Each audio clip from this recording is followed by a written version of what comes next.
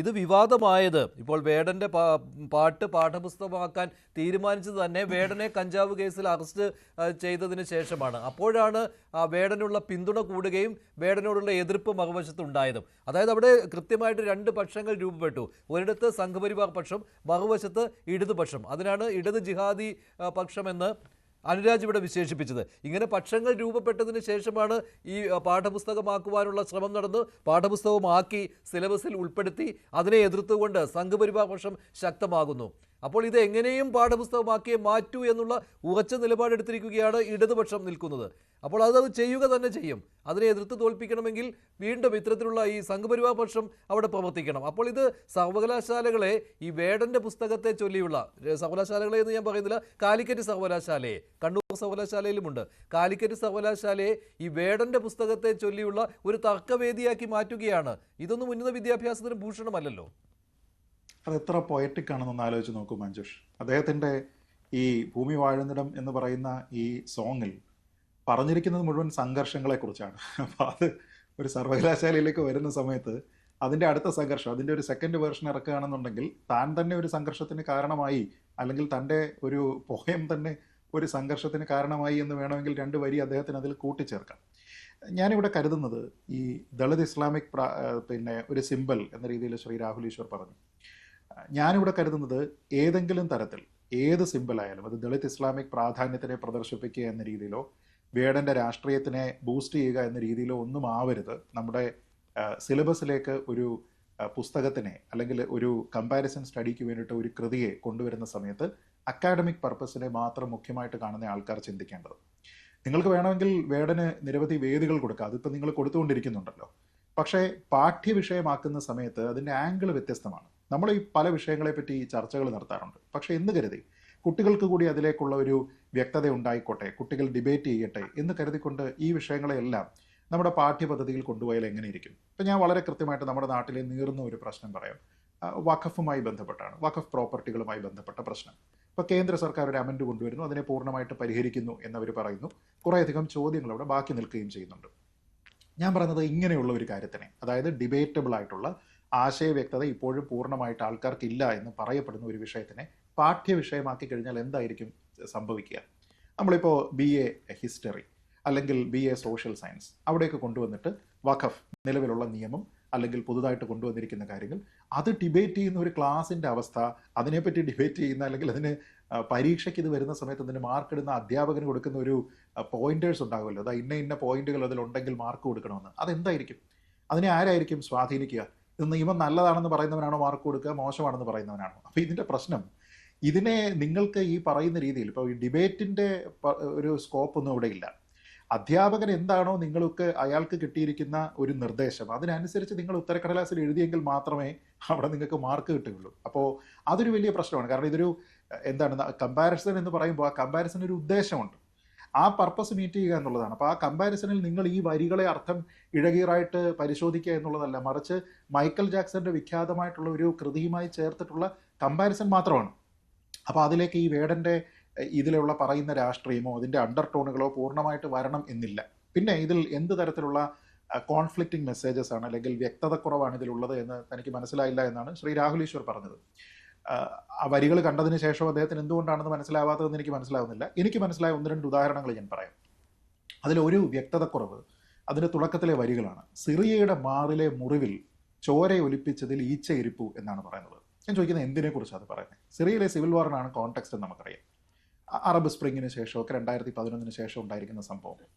അതിൽ ആ ചോര ഒലിപ്പിച്ചതിൽ ഈച്ച ഇരിപ്പു എന്ന് പറഞ്ഞു കഴിഞ്ഞാൽ ആരെ ഫേവർ ചെയ്യുന്നു? അവിടെയുള്ള ജനതയെയാണോ ഫേവർ ചെയ്യുന്നത്? ഭരണകൂടത്തെ ചോദ്യം ചെയ്യുകയാണോ? അതോ അവിടെയുള്ള എക്സ്റ്റേണൽ ആക്ടേഴ്സിനെയാണോ? നോൺ സ്റ്റേറ്റ് ആക്ടേഴ്സിനെയാണോ? ഇത് പറയുന്നില്ല. ഏത് പക്ഷത്താണ് നിൽക്കുന്നത് എന്ന് പറയുന്നില്ല. നമുക്ക് വേണമെങ്കിൽ ബ്രോഡായിട്ട് എന്ത് പറയാം? ജനപക്ഷം എന്ന് പറയാം. പക്ഷേ ജനപക്ഷം പറയാനാണെങ്കിൽ ഓരോ സ്ഥലത്തെയും പൊളിറ്റിക്സ് നമുക്ക് പറയേണ്ടത് കാര്യമുണ്ടോ എന്നുള്ളൊരു ചോദ്യമുണ്ട്. അങ്ങനെയാണെങ്കിൽ ജനപക്ഷത്തിൽ നമ്മൾ നേരത്തെ പറഞ്ഞിരിക്കുന്നത് പോലെ ഈ ഇസ്ലാമിസ്റ്റ് ഭീകരതയും വരേണ്ടതായിരുന്നു. ഒന്ന്, കോൺഫ്ലിക്റ്റിംഗ് മെസ്സേജസ് വളരെ കൃത്യമായിട്ട് പറയാം. കൊറിയയുടെ മീതെ കഴുകന്മാർ പറപ്പൂ കാവലിരിപ്പൂ എന്ന് പറയുന്നുണ്ട്. കഴുകന്മാർ പറക്കുന്നത് എപ്പോഴാണ് ശ്രീ രാഹുൽ? ഹണ്ട് ചെയ്യുന്നതിന് വേണ്ടിയിട്ടാണ് കഴുകന്മാർ പറക്കുന്നത്. കാവലിരിപ്പൂ എന്ന് പറഞ്ഞാൽ എന്താ? കഴുകന്മാർ പ്രൊട്ടക്ട് ചെയ്യാനിരിക്കുന്നതാണ് എന്ന് വെച്ച് കഴിഞ്ഞാൽ അതിൻ്റെ അർത്ഥം എന്താ? ഏത് തരത്തിലുള്ള മെസ്സേജ് അത് കൊടുക്കുന്നത്? കോൺഫ്ലിക്റ്റിംഗ് ആണ്. ഒരു കഴുകൻ ഒരേ സമയം ഹണ്ട് ചെയ്യുകയും പ്രൊട്ടക്ട് ചെയ്യുകയും ചെയ്യുക എന്ന് പറയുന്നത് കോൺഫ്ലിക്റ്റിംഗ് ആണ്. പൂർണ്ണമായും അധാർമികമായിട്ടുള്ള ഒരു കാര്യമുണ്ട്. രാജ്യത്തിന്റെ സോവറിനിറ്റിയെ ചോദ്യം ചെയ്യുന്ന കാര്യമുണ്ട്. മെക്സിക്കോയിലുള്ള ആൾക്കാരുടെ കനവുകളെ മതിലാലെ ആര് തടുപ്പു എന്നാ ചോദിക്കുന്നത്. എന്തിനാണ് മെക്സിക്കോയ്ക്കും അമേരിക്കയ്ക്കും ഇടയിൽ മതിൽ വന്നിരിക്കുന്നത്? എന്തിനാണ്? അമേരിക്കയുടെ താല്പര്യം സംരക്ഷിക്കാൻ. എന്തിൽ നിന്ന്? രണ്ട് കാര്യങ്ങളിൽ നിന്ന്. ഒന്ന്, മതവിരുളിൽ ഭാരതാംബയോ വെട്ടം അത് ഞാൻ ആദ്യം പറഞ്ഞു. മെക്സിക്കൻ കനവുകൾ 1000 ഒരു മതിലാലെ ആര് തടുപ്പു? അതിൽ ഭാരതാംബയുടേത് ഞാൻ ആദ്യം പറഞ്ഞു, അതുകൊണ്ടാണ് ഞാനത് ആവർത്തിക്കാഞ്ഞത്. പക്ഷെ ഞാൻ പറയുന്നത് മെക്സിക്കോ ഈ ഇതിൽ സെപ്പറേറ്റ് ചെയ്യുന്ന വാളിന്റെ ഉദ്ദേശം എന്താ? രണ്ട് ഉദ്ദേശം. ഒന്ന്, ഇല്ലീഗൽ ഇമിഗ്രേഷൻ, അനധികൃത കുടിയേറ്റം തടയുക. രണ്ട്, ഡ്രഗ് ട്രാഫിക്കിംഗ് തടയുക. ഇതിനു വേണ്ടിയിട്ട് ഉണ്ടാക്കിയിരിക്കുന്ന ഈ കാര്യം, അനധികൃതമായിട്ട് ആൾക്കാരും ഈ ഡ്രഗ് പെഡ്ലേഴ്സും അങ്ങോട്ട് കയറുന്നതിനെ തടുക്കുമ്പോൾ അത് ആൾക്കാരുടെ കനവുകൾ 1000 ഒരു മതിലാലെ തടുപ്പു എന്ന് പറയുമ്പോഴത്തേക്ക് നമ്മൾ ആരെയാ ഫേവർ ചെയ്യുന്നത്? അനധികൃത കുടിയേറ്റത്തിനെ നമ്മൾ പ്രോത്സാഹിപ്പിക്കുകയാണോ? അവരുടെ കനവുകൾ ഇതാ ഈ മതിൽ നശിപ്പിക്കുന്നു. ഡ്രഗ് ട്രാഫിക്കിങ്ങിനെ ഇത് പ്രോത്സാഹിപ്പിക്കുന്നില്ല എന്നാണോ പറയുന്നത്? അപ്പോൾ അങ്ങനെ നോക്കിക്കഴിഞ്ഞാൽ ഡ്രഗ് ഒരു വിഷയമാണ്. അങ്ങനെയാണെങ്കിൽ കവിയുമായി ബന്ധപ്പെട്ട കാര്യങ്ങൾ വിഷയമായി വരും. അതൊരു പ്രശ്നമാണ്. നേരത്തെ ഞാനത് പ്രൈമറി സംഭവം അല്ല എന്ന് പറഞ്ഞെങ്കിലും ഇലങ്കയിൽ പുലികൾ ദാഹം മാറാതെ ഓടി നടക്കും. ഏത് ദാഹമാണെന്ന് പറയുമോ? എന്ത് ദാഹമാണ്? സിവിൽ വാറുമായി ബന്ധപ്പെട്ട ദാഹമാണോ? തമിഴ് സെന്റിമെന്റ്സുമായി ബന്ധപ്പെട്ട ദാഹമാണോ? അതോ ഇന്ത്യയിലെ ഒരു പ്രധാനമന്ത്രിയെ കൊന്നതിന് ശേഷമുള്ള എന്തെങ്കിലും തരത്തിലുള്ള ഒരു ദാഹമാണോ? ആ ദാഹം ഏതെങ്കിലും ഒരു ഘട്ടത്തിൽ അത് അവസാനിച്ചിട്ടുണ്ടോ? അപ്പൊ ഇതെല്ലാം കോൺഫ്ലിക്റ്റിംഗ് ആണ്. ഞാൻ പറഞ്ഞത് ഇത് കോൺഫ്ലിക്റ്റിംഗ് ആണ്. ഇതിൽ ആശയ വ്യക്തതയില്ല. ഇത് അധാർമികമായിട്ടുള്ള കുറേയധികം എലമെന്റ്സ് ഉണ്ട്. ഇത് ഡിബേറ്റ് ചെയ്യട്ടെ എന്നാണ് രാഹുൽ പറയുന്നത്. ഇത് ഡിബേറ്റ് ചെയ്യട്ടെ ക്ലാസ് മുറികളിൽ എന്നാണ് രാഹുൽ പറയുന്നത്. ക്ലാസ് മുറികൾ ചോരക്കളമാക്കുക എന്നുള്ളതല്ലോ രാഹുൽ. അതിനുള്ള മറുപടി താങ്കൾ ഉദ്ദേശിച്ച ഡിബേറ്റിംഗ് എന്ന് പറയുന്നത് ചോരക്കളമാക്കലാണോ? അല്ല, അതിനുള്ള പെട്ടെന്നുള്ള മറുപടി ഞാൻ ഫീഡ് ബായ് പറഞ്ഞ അത് തന്നെ എടുത്ത് പറയാം. അതായത് ഇപ്പോൾ ഉദാഹരണം, മെക്സിക്കൻ കനവുകൾ 1000 ഒരു മതിലാലെ ആര് തടുപ്പു? ഇത് അമേരിക്കയിലെ റൈറ്റ് വിങ്ങും ട്രംപും മുമ്പോട്ട് വെക്കുന്നതാണ് മെക്സിക്കൻ വോൾ. അത് അമേരിക്കയിലെ റിപ്പബ്ലിക്കൻസിന് മോർ അക്സെപ്റ്റബിൾ ആണ്. പക്ഷേ ഡെമോക്രാറ്റ്സിനെതിരാണ്. ഡെമോക്രാറ്റ്സ് എന്ന് പറഞ്ഞാൽ അവിടുത്തെ കോൺഗ്രസ്സുകാർ, റിപ്പബ്ലിക്കൻ എന്ന് പറഞ്ഞാൽ അവിടുത്തെ BJP-കാർ, അല്ലെങ്കിൽ സെന്റർ റൈറ്റ് നിൽക്കുന്നതാണ് റിപ്പബ്ലിക്കൻ, കുറച്ചുകൂടെ റൈറ്റ് നിൽക്കുന്നതാണ് ട്രംപ്. ഈ മെക്സിക്കൻ വാള് എന്ന് ശ്രീജിത് ഭായ് പറഞ്ഞത് അദ്ദേഹം മുമ്പോട്ട് വെച്ചത് അവിടുത്തെ റിപ്പബ്ലിക്കൻ കാഴ്ചപ്പാടാണ്. നേരെ തിരിച്ച് ഡെമോക്രാറ്റുകളുടെ കാഴ്ചപ്പാട് ആ വാളിനെതിരാണ്. അതുകൊണ്ടാണ് ഈ മെക്സിക്കൻ വാളിനെ അവർ ഫണ്ട് ചെയ്യാത്തത്. അത് ശരിയോ തെറ്റോ എന്നുള്ള രണ്ടാമത്തെ കാര്യം. പക്ഷേ ഇതാണ് ഈ ഇമിഗ്രേഷന്റെ കാര്യം. ഇപ്പൊ അമേരിക്ക നടക്കുന്ന ഏറ്റവും വലിയ ഫൈറ്റ് അതാണ്. ഇപ്പം ട്രംപ് ബർത്ത് റൈറ്റ് സിറ്റിസൺഷിപ്പ് ഇല്ലാതാക്കാൻ പോവുകയാണ്. അത്തരം കാര്യങ്ങളിൽ ഒരു ലെഫ്റ്റ് വേഴ്സസ് റൈറ്റ്, ഇനിയും ലെഫ്റ്റും റൈറ്റും എന്ന വാക്ക് പ്രശ്നമാണെങ്കിൽ ലിബറൽ വേഴ്സസ് കൺസർവേറ്റീവ് അങ്ങനെ അല്ലല്ല, അവിടെയാണ് കൺസർവേറ്റീവ് എന്നൊരു ഡിബേറ്റ് ഈ ലോകത്തില്ലേ? അതിനെ നമ്മൾ കാണാതിരിക്കുന്നതിൽ അർത്ഥമുണ്ടോ? ഇതിൽ എനിക്ക് കൂടുതൽ യോജിച്ച് നിൽക്കുന്ന റിപ്പബ്ലിക്കൻ പോയിന്റ് ഓഫ് വ്യൂയോടാണ്. അപ്പം പക്ഷേ മറ്റ് ഈ ലെഫ്റ്റിന്റെ, അല്ലെങ്കിൽ ഇപ്പൊ നേരത്തെ ശ്രീ അനുരാജ് പറഞ്ഞ സാറിനോട് ഒരു ചെറിയ വിയോജിപ്പുള്ളത്, അദ്ദേഹം ഇടത് ജിഹാദി എന്നാണ് പറഞ്ഞത്. ശരിക്കും അങ്ങനെയല്ല. ഇത് യഥാർത്ഥത്തിൽ ഈ ഇടത് പിന്നാണ് വരുന്നത്. ഇത് ഇസ്ലാമിക് ദളിത് ഐഡന്റിറ്റി എന്ന് പറയുന്നത്. അത് ശരിയോ തെറ്റോ ആകാം. ഇപ്പൊ ഹാജി മസ്താൻ ഒരു അണ്ടർവേൾഡ് ഡോൺ ആയിരുന്നു. ഹാജി മസ്താന്റെ നിലപാടിനോടൊന്നും ആരും യോജിപ്പില്ല.